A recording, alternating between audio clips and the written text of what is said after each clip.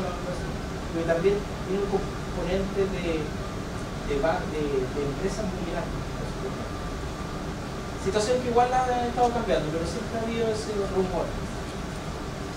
Y la composición del fondeo, los bancos, a diferencia de otras empresas, la fuente de financiamiento es todas estas cosas, los depósitos, vistas y todo eso. Con eso se financian y con eso prestan plata, y así el diferencial gana. Eso a grandes rasgos.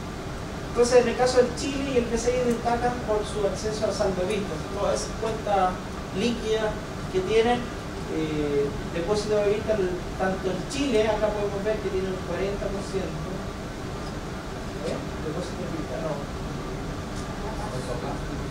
Claro, 24% y el BCI también, 21%, son más. Y por lo tanto, el costo de fondeo es muy bajo. Muy bajo. Entonces, eso le da más rentabilidad a los bancos, más cuentas corrientes, más, y así esos saldos donde no tienen que estar pagando más que los depósitos, bonos u otras cosas. Entonces, esos son puntos que uno va tomando también dentro para la valorización. Otros puntos importantes, por ejemplo, el tema de Basilea, restricciones. Los bancos se les coloca ciertas restricciones porque van creciendo en la medida del tiempo y necesitan, y para evitar que un banco pueda caer, se generó el concepto de Basilea hace muchos años a nivel internacional, donde cada banco se les toma un requerimiento de capital, de patrimonio, en vista de ciertas condiciones. En el caso, acá en Chile, es patrimonio efectivo dividido por activos ponderados por riesgo. Hay un cálculo de cómo se hace los activos ponderados por riesgo y el patrimonio efectivo que tiene el banco. Y acá podemos ver, por ejemplo, que Santander, patrimonio efectivo dividido por los activos ponderados por riesgo, es el más alto. Eso es bueno, porque el Basilea mínimo que se exige es 8% para los bancos acá en Chile. Pero ningún banco va a llegar a esos niveles porque por clasificación de los bancos de riesgo y distintas cosas, para que no caigan en una clasificación de riesgo menor y todo, y las clasificadoras, entre comillas, se pide un mínimo de Basilea cercano a 11%. Entonces va a ser imposible que veamos algún banco, o a menos que esté muy complicado y todo eso, que tengan ese patrimonio efectivo. Entonces, si empieza a caer mucho el patrimonio efectivo versus los activos, ahí ya tienen que financiarse vía patrimonio, hacer aumentos de capital. Y así es un juego el tema.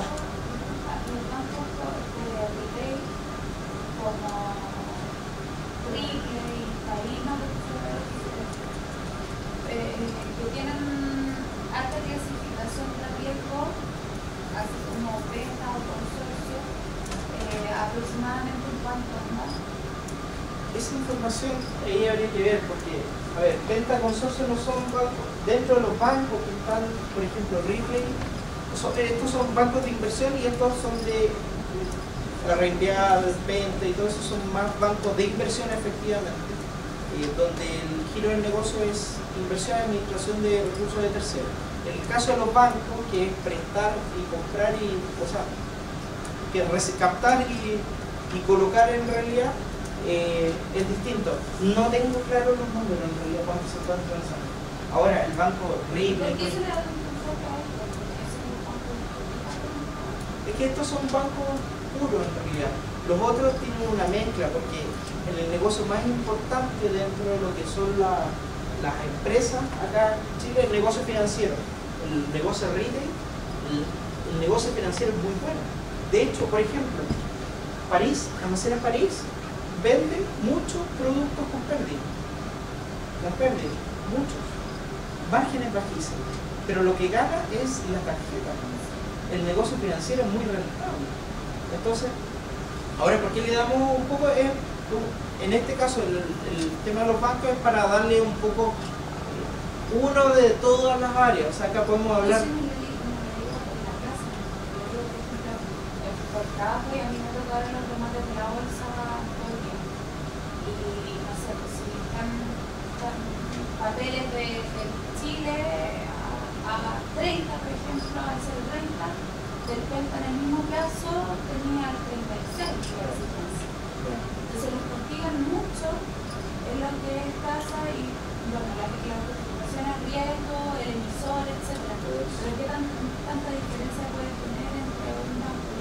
Claro, porque, o sea, es lo mismo que las acciones, todo lo que son los instrumentos de renta fija son tantos los factores que influencian, liquidez también, muchos de esos papeles son tan poca liquidez, o también poder de demanda, porque de repente el mercado chileno. Por ejemplo, el BCI. El BCI no es un papel,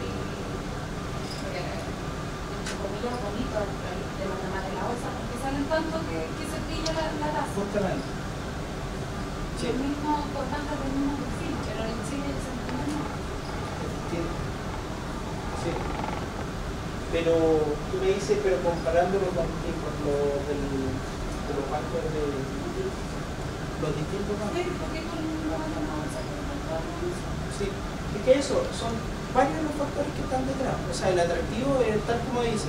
Uno, primero, liquidez. ¿Cuántos remates hacen? ¿Qué tan atractivo?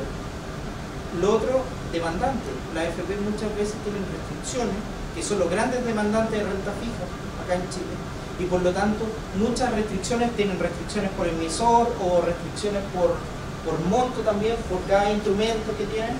Entonces eso también te afecta a ver si va a estar más demandado o menos. Si hay un emisor nuevo, puede que sea mucho más demandado que otro. Hay condiciones de mercado, las tasas y todo eso. Entonces todo depende, lo mismo que el mercado accionario. Cuando tú se abre una empresa al mercado, todo depende caso a caso. Es muy difícil que yo te diga, no, la empresa de tal no va a ser tan demandado por tales y tales factores. Todas las emisiones de capital que se aumentan, colocaciones de bolsa en el periodo crisis, o sea, fueron nada, o sea, nadie quería comprar aumentos de capital, o desapareció el mercado de nuevas emisiones o IPO en la parte de la crisis. ¿Por qué? Porque había una crisis, entonces nadie está interesado. En el mercado depende también. Renta fija, cuando estás por niveles de tasa tan bajos como lo hemos estado, también es muy poco atractivo. Tú prefieres tomar un poco más riesgo en otro tipo de instrumentos. Entonces son tantos los puntos. Entonces decirte algo en particular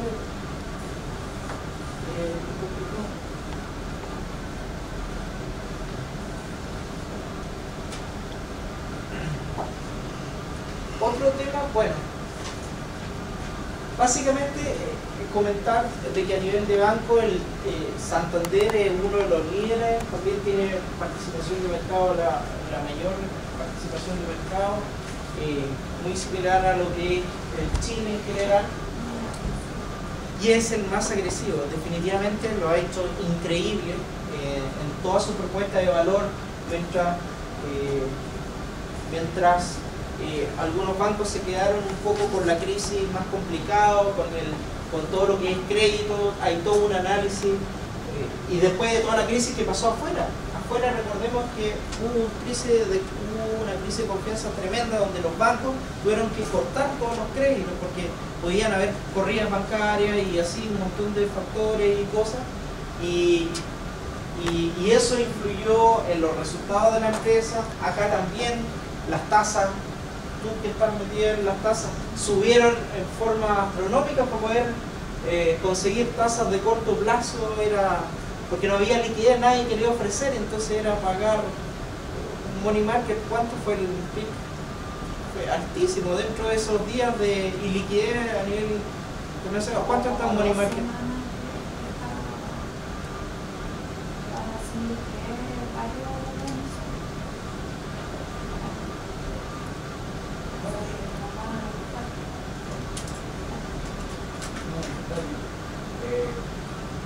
No sé si tiene que ver con el tamaño del mercado. Yo sé que Chile es súper chiquito, pero me da la impresión de que existe una súper fuerte concentración bancaria en lo que los bancos son muy pocos. ¿Por qué podría darse esa situación en particular en el país? Yo no podemos compararnos con el mercado de Estados Unidos, pero la diferencia es demasiado grande, porque en el hay un artículo y en Estados Unidos solamente los bancos intervenían, que no eran tantos, eran 800 bancos, no tenían inversión por ver, versus los 20 que hay en total. O sea, esa brecha es demasiado grande. Quiere decir que Estados Unidos puede ganar gigante. Y eso se traduce en la propiedad. De hecho, hay esta es una investigación que salió, que las empresas en Chile